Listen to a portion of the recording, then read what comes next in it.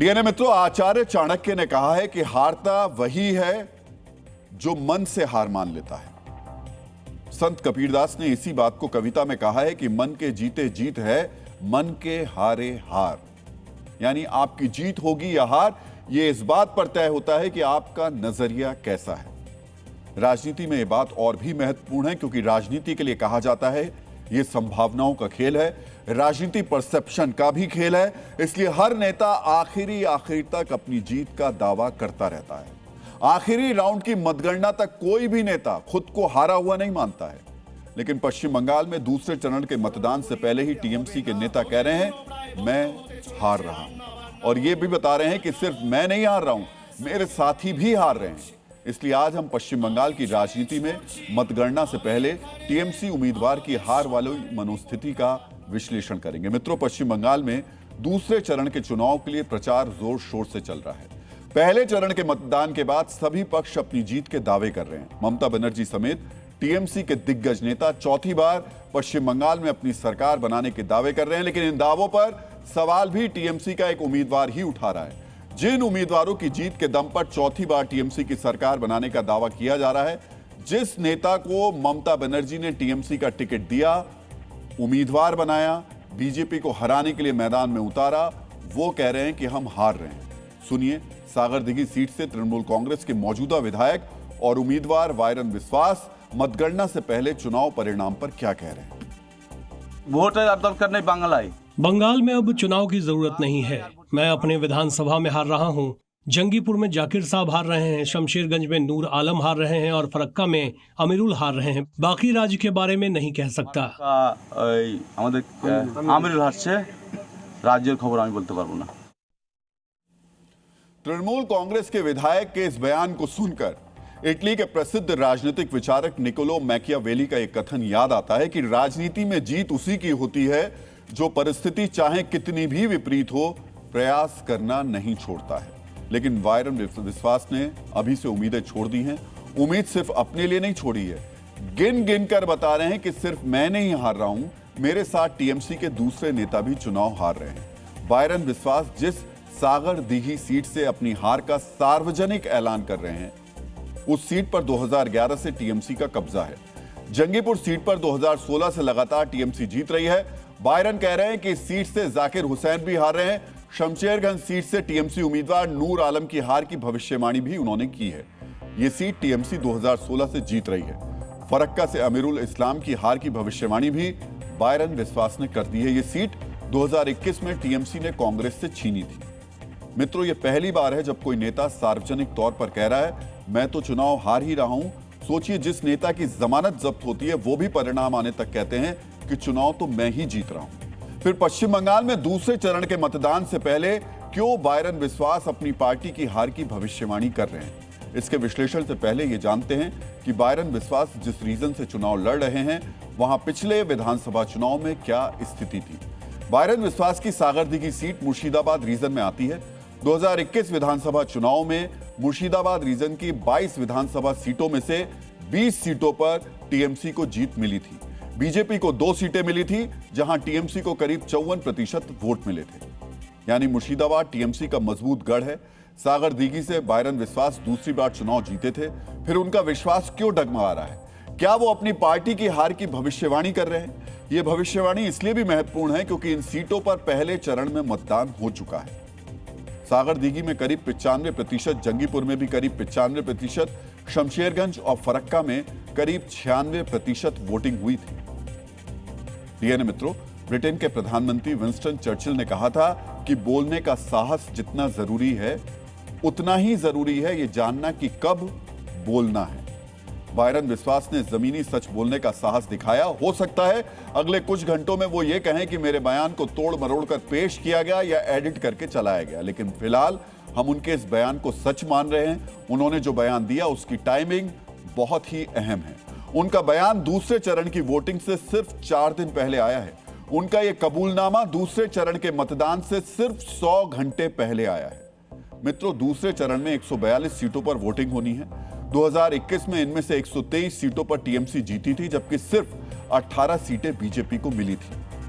यानी दूसरे चरण में उन इलाकों में मतदान है जो टीएमसी का मजबूत किला है। सोचिए, ऐसे महत्वपूर्ण मौके पर टीएमसी नेता कह रहे हैं हम चुनाव हार रहे हैं। नेता बयान देता है तो इसका पार्टी के कार्यकर्ताओं पर असर पड़ता है। सिर्फ कार्यकर्ताओं पर नहीं, मतदाताओं पर भी असर पड़ता है।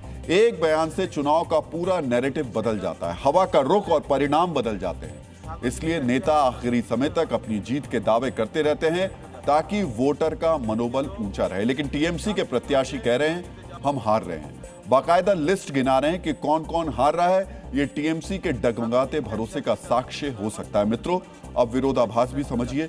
बीजेपी नेता अब जीत की बात नहीं कर रहे हैं, सरकार बनाने की बात कर रहे हैं। सरकार बनाने के बाद एक्शन प्लान की चर्चा कर रहे हैं। सुनिए, जी न्यूज से बातचीत में गृह मंत्री अमित शाह ने क्या कहा।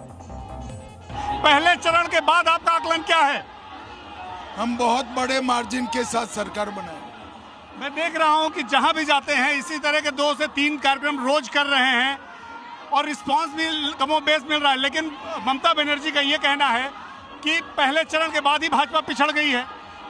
चलिए, अब 5 तारीख को सब मालूम पड़ जाएगा। सर, पहले चरण के बाद कैसी देख रहे हैं आप माहौल? आप बंगाल का बहुत अच्छा माहौल है। हर जगह महिला सुरक्षा के लिए, उद्योग जो भाग गया है, सिंडिकेट चल रही है, इसके खिलाफ और घुसपैठियों को निकालने के लिए बहुत बड़ा माहौल है। यहाँ एक उद्योग भी बहुत बड़ा मुद्दा है। बहुत सारे बड़े कारखाने बंद हो गए हैं। उन कारखानों के लिए क्या प्लान है सर? सुनिश्चित रूप से हम एक पॉलिसी लेकर आएंगे जिससे यहाँ से चले गए कारखाने वापिस आ पाए। कितना अंतर है। एक तरफ बीजेपी है जो सरकार का एक्शन प्लान बता रही है, वहीं दूसरी तरफ टीएमसी है जिसके नेता कह रहे हैं हम तो हार रहे हैं। मित्रों, ये पहली बार है जब कोई नेता कह रहा है मैं हार रहा हूं, मेरे साथी हार रहे हैं। ये राजनीति की दुर्लभ घटनाओं में से एक है। इसका असर भी होगा क्योंकि ऐसे बयान चुनाव का माहौल बनाते हैं और बिगाड़ते हैं। मित्रों, यहां हम आपसे चुनावी विश्लेषण में प्रयोग होने वाले एक शब्द की जानकारी साझा करना चाहेंगे। शब्द है फ्लोटिंग वोटर। ये वो वोटर होते हैं जो मतदान से ऐन पहले अपना मत बनाते हैं, यानी फैसला करते हैं कि किस पार्टी को, किस उम्मीदवार को वोट करना है। मित्रों, फ्लोटिंग वोटर इसलिए महत्वपूर्ण होते हैं क्योंकि ये आमतौर पर मजबूत उम्मीदवारों के साथ जाते हैं। ये ट्रेंड रहा है कि फ्लोटिंग वोटर का ज्यादा हिस्सा उसे ही वोट करता है जिसके जीतने की उम्मीद होती है।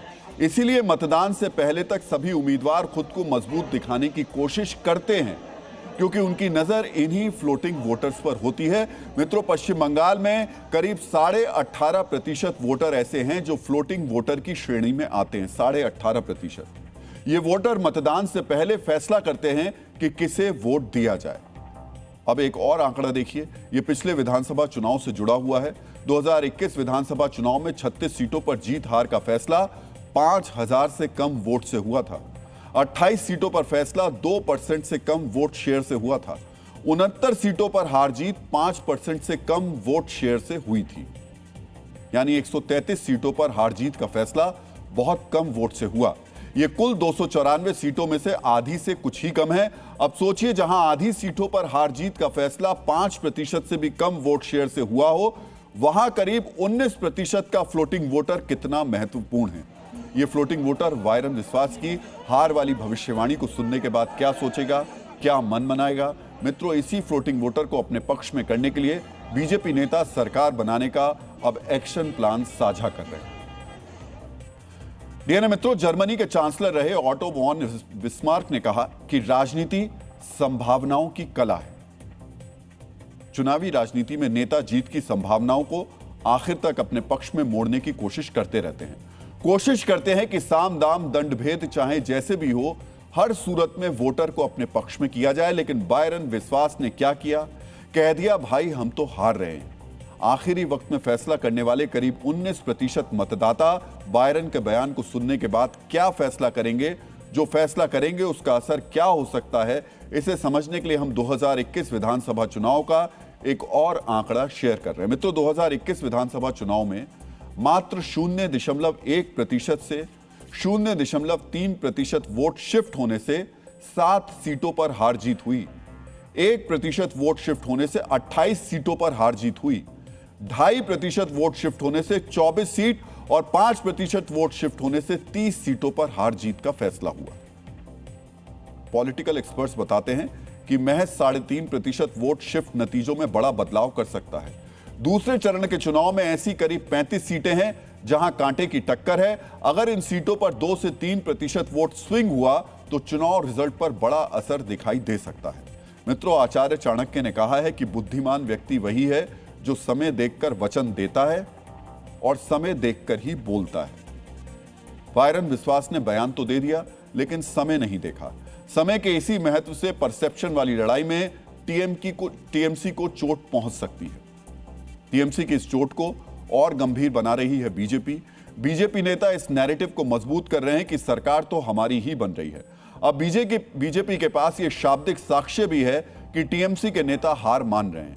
इसलिए बीजेपी नेता अब जीत का दावा नहीं कर रहे हैं। हर रैली, हर सभा में सरकार बनने पर किए जाने वाले काम की लिस्ट और प्राथमिकताएं गिना रहे हैं। बंगाल में प्रचार के लिए पहुंचे रक्षा मंत्री राजनाथ सिंह और उत्तर प्रदेश के मुख्यमंत्री योगी आदित्यनाथ ने इस नैरेटिव को किन शब्दों में आगे बढ़ाया, अब उसे सुन लीजिए। हताशा की स्थिति में वो हैं, निराश हैं।